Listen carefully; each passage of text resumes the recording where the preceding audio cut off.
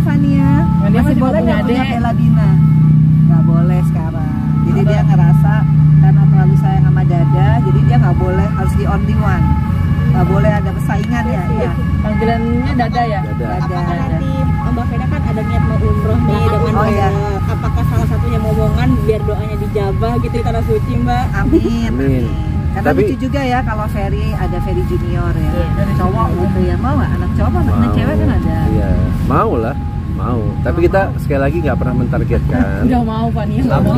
Apapun itu kita kalau memang Allah kasih rezeki ya kita syukuri aja. Kalaupun memang enggak juga udah ada, ini kan yang diurusin gitu loh, ada Fania gitu. Nanti umroh berangkatnya kapan sih Mbak kira-kira? Ya, aku udah selalu bilang sama Ferel, sama Atala, tolong luangkan waktu di Ramadan tahun depan insya Allah. Tahun ini.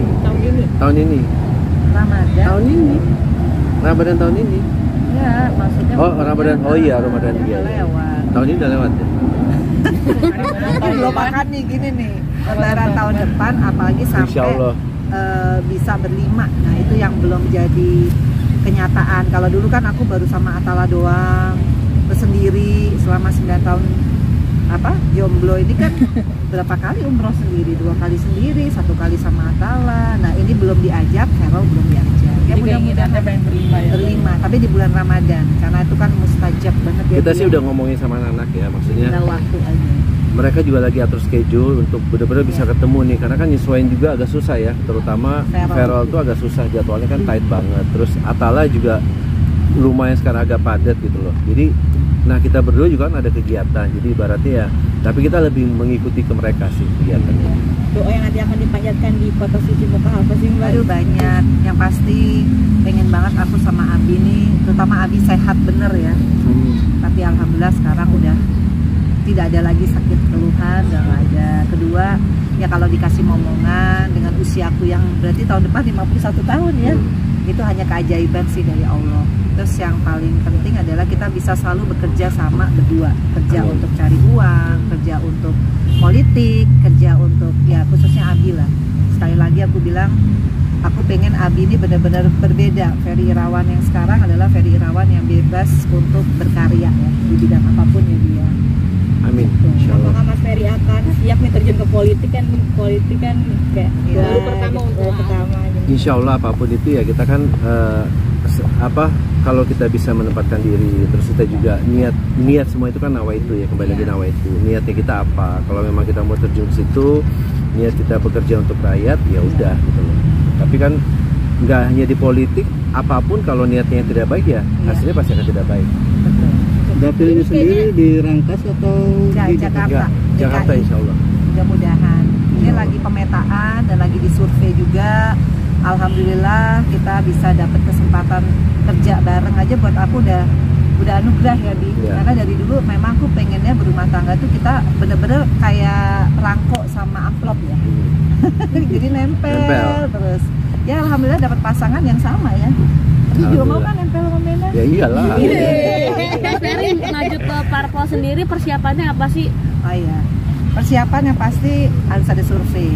Kedua, kita udah punya gaya politik sendiri, karena aku juga sudah mengalami 2 periode ya. Kayak kemarin periode ketiga, aku hanya dengan senam karena aku memang segmentasinya ibu-ibu ya.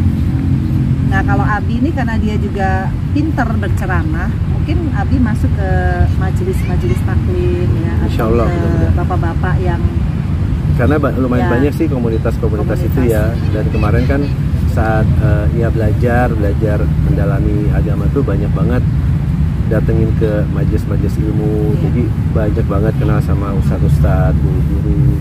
Terus juga ya itulah silaturahim lagi sama mereka. Nah ini kan punya dari nol nih. Apakah kemarin yang lagi ramai dibicarakan sama netizen soal apartemen, apakah ini untuk modal kalian untuk maju ke politik atau seperti apa nih Mbak? Kalau apartemen itu sekali lagi saya selalu bilang itu memang udah rencana lama banget, dan sekarang COVID jadi nggak reasonable lagi, orang kebanyakan aset ya. Itu kan untuk aset aku ya.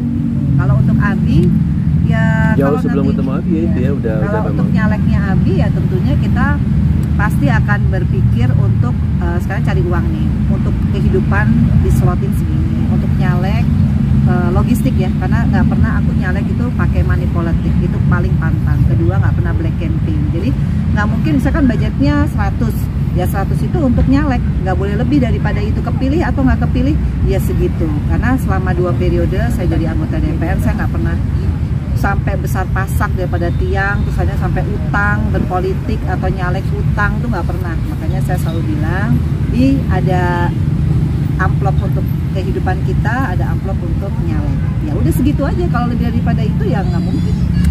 Tapi sedih nggak sih Mbak Vena meninggalkan apartemen karena kita tahu jatuh bangunnya kamu itu di apartemen gitu? Wah sih, kalau sedih itu saya waktu ninggalin rumah Paso awal, karena kan ceritanya beda.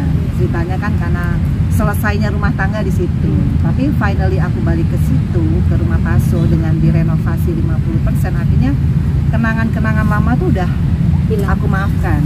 Sakit hati udah aku lupakan. Nah, yang paling sedih itu di rumah Paso. Kalau di rumah apartemen itu justru banyak aku membangun kepercayaan diri. Apalagi di apartemen ada Fania kan.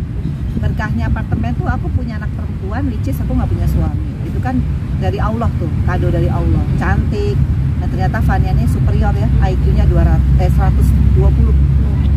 Jadi dia ini superior. Artinya kalau ngelihat apartemen Nirvana ya waktu dia 10 hari aku asuh berdua-dua doang. Abi nanya lah, kalau kamu nggak ada saya, kamu bisa berdua doang kalau nggak ada mbak-mbak?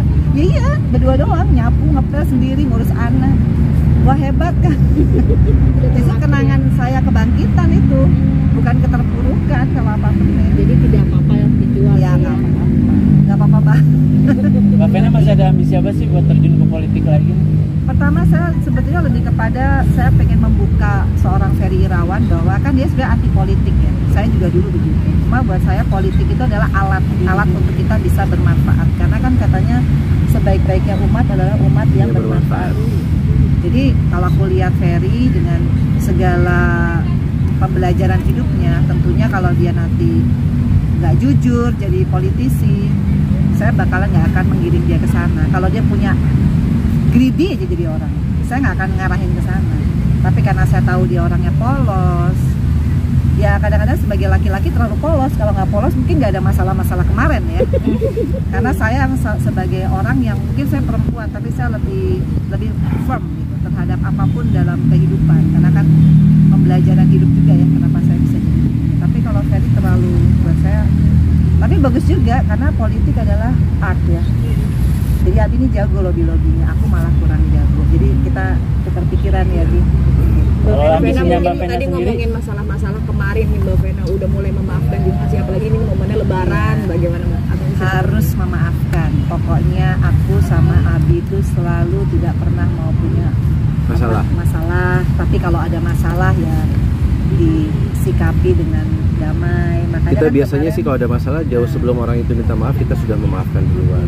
Walaupun tidak perlu ketemu afdolnya. ya sekarang ketemu juga kalau kita tidak dari hati, lebih baik kita sudah memaafkan karena Allah Maha tahu ya. Gitu. Jadi nanti kalau coincidentally ketemu pasti harus bertegur sapa, itu udah wajibnya ya kan, udah harus. Dan membuka lembaran baru lah ya. Oh iya.